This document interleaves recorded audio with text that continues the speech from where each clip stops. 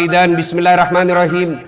Ya ayyuhalladzina amanu dukhulu fis silmi kaffatan wa la tattabi'u khutuwatis syaitan innahu lakum aduwwum mubin.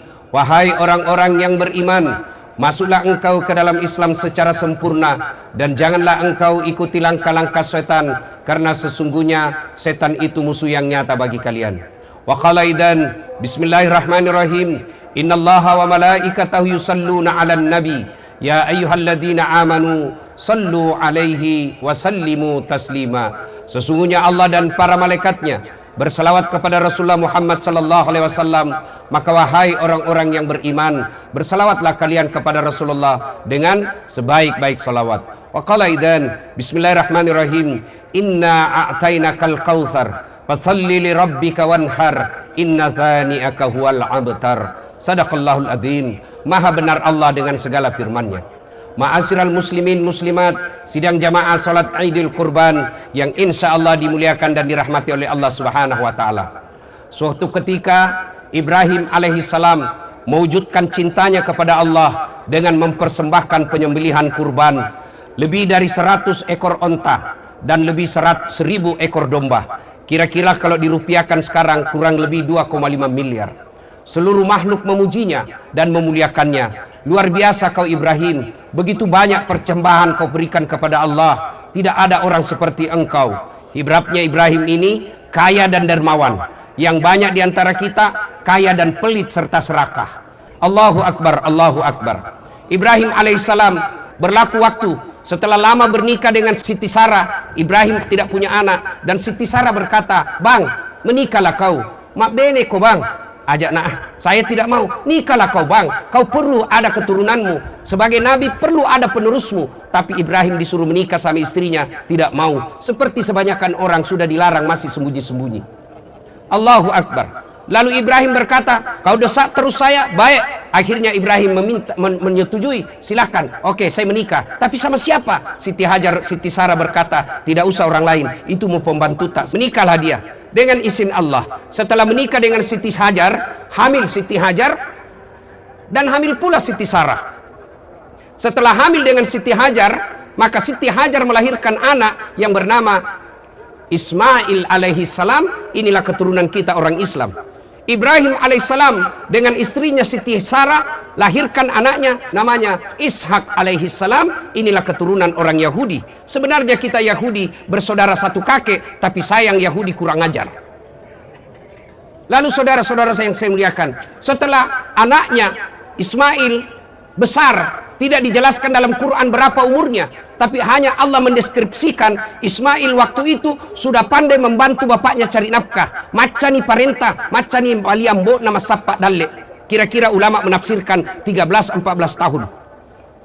8 Zulhijjah, mimpi Ibrahim alaihissalam. Dalam mimpinya diperintah Allah, Ibrahim, potong itu anakmu. Mimpi Ibrahim, bangun. Dan ketika bangun Ibrahim berpikir, ini mimpi atau wahyu? Kalau wahyu, kenapa anak disuruh potong? Kalau mimpi, kenapa sangat jelas? Lama berpikir selama tanggal 8 Zulhijjah itu. Berpikir-pikir, itulah sekarang yang kita umat Islam sekarang menyatakan mengeri nama dengan hari Tarwiyah atau hari berpikir-pikir, yang kita disunahkan berpuasa. 8-9 Zulhijjah. Menipis Ibrahim, mimpi lagi. Ibrahim, potong anakmu. Ibrahim bangun. Dan pada saat itu beliau yakin, ini bukan mimpi, ini wahyu perintah Allah. Dia yakin tanggal 9 Zulhijjah itu, maka kita sebut dengan hari Arafah atau hari penuh keyakinan. Juga kita disunahkan berpuasa. Kemudian tanggal 10 Zulhijjah, dia panggil anaknya Ismail. Ismail, dalam mimpi saya diperintah Allah untuk menyembelih kamu. Bagaimana menurutmu nak? Bapak-bapak, tanya mi anak sekarang yang genset. Nah, disuruh kok perintah kok Tuhan, potong kok. Bagaimana menurutmu? Kira-kira apa jawaban anak-anak sekarang? Pasti na lihat-lihakin neneknya. Kenapa na saya, kakekku? Tapi tidak. Ismail alaihissalam yakin, Pak, kalau ini perintah Allah, jangan ragu.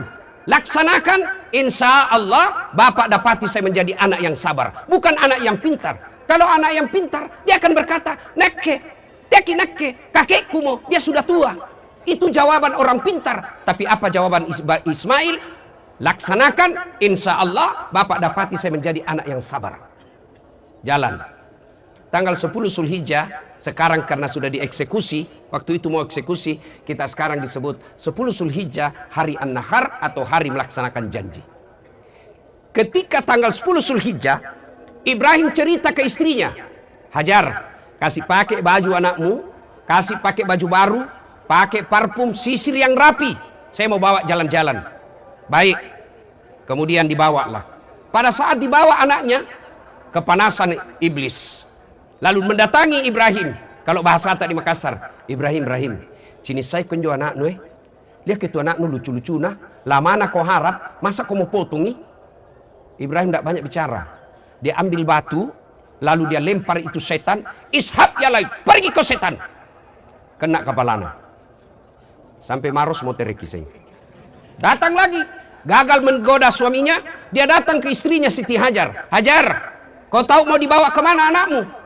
Mau dibawa jalan-jalan bapak. Nah, napa tolo-tolo kau? Maksudnya apa? Dia mau potong itu anakmu. Ah, sembarang kau bilang. Mana ada bapak mau potong anaknya? Katanya perintah Tuhannya. Apa?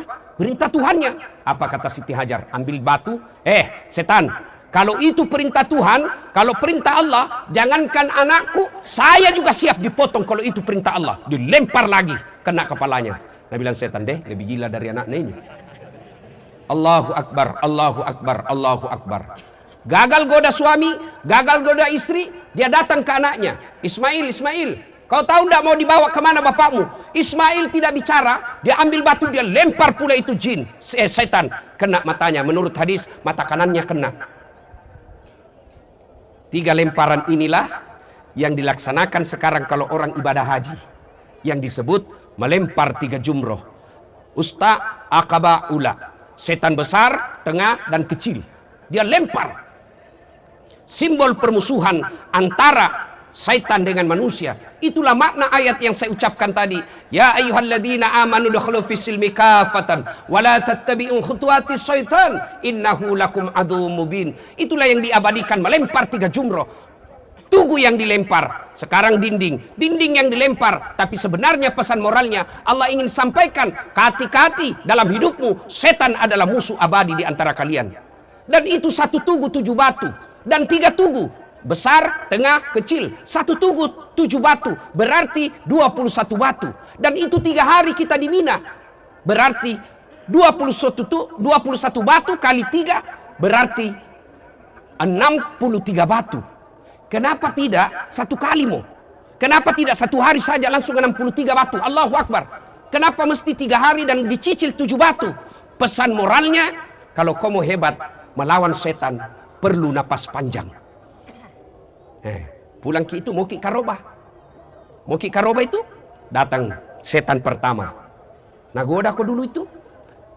Tiap mau ko 2.500.000. Bisa kau ganti HP itu. Setan. Bapak berhasil? Apa setan menyerah? Tidak, istrimu nama Suki. Kenapa nada itu 2.500.000 kuliah diam pelok? Mau ki kurban. 7 tahun maki ini menikah tidak pernah tong kurban. Apa nak bilang istrimu? Apa kurban? Iya naknya. Talekan duduk kok. Ikut seng kurban sembayangmu saja tidak beres. Nah, itu setan.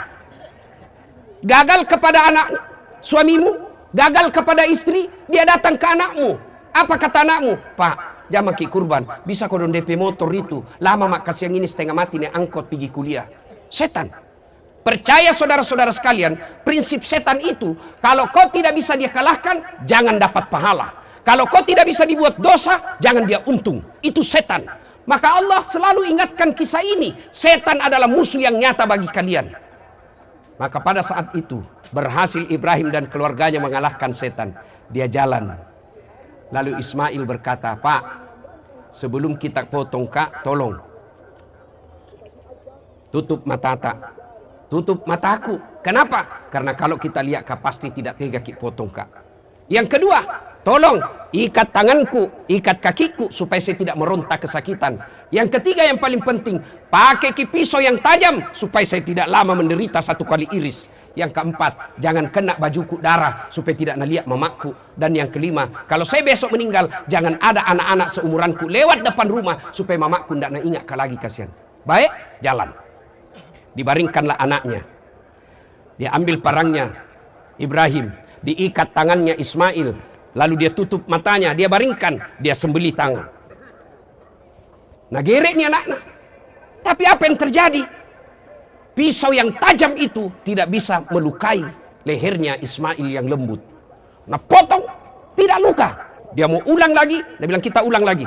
Begitu mau diulang kedua kalinya, Ismail alaihissalam berkata, Pak tunggu dulu, apalagi nak, tolong buka ikat tanganku, tolong buka ikat kakiku. Kenapa? Karena kalau saya diikat seperti ini, nanti Allah menilai saya tidak ikhlas dipersembahkan untuk Allah.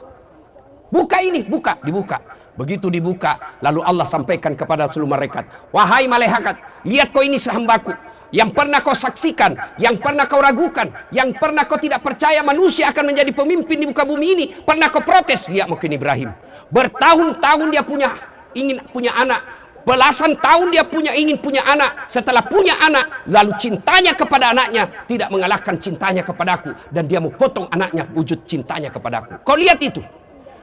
Begitu dia mau sembelih kedua kalinya, kemudian di atas langit para malaikat memuji kebesaran Allah dengan bertakbir, Allahu Akbar, Allahu Akbar, Allahu Akbar. Mendengar kalimat mulia ini, Ibrahim alaihissalam kemudian melanjutkan dengan kalimat La ilaha illallah huwallahu akbar, dan Ismail menyempurnakannya dengan mengucapkan Allahu Akbar walillahil hamd. Itulah kalimat kalau kita takbiran lebaran, Allahu Akbar, Allahu Akbar, Allahu Akbar. Jibril dan para malaikat lainnya, La ilaha illallah Allahu Akbar. Ibrahim alaihissalam, Allahu Akbar walillahil hamd. Ismail alaihissalam. Lalu Allah perintahkan Jibril, telah wujud cintanya, menesani napujiku, telah wujud cintanya kepadaku. Ambil kibas yang ada di sorga, yang pernah dipersembahkan anaknya Adam ketika menikah, maka ambil kibas itu, gantikan lehernya Ismail, maka kibas itulah yang kemudian kita sembelih. Allahu Akbar, Allahu Akbar, Allahu Akbar, walillahil hamd. Apa pesan pertama? Ibrahim, Hajar, Ismail adalah keluarga yang baik. Cintanya kepada Allah luar biasa. Boleh cinta kendaraan, boleh cinta anak, boleh cinta rumah, boleh cinta jabatan, tapi cinta kepada dunia itu tidak boleh mengalahkan cinta kepada Allah Subhanahu wa taala.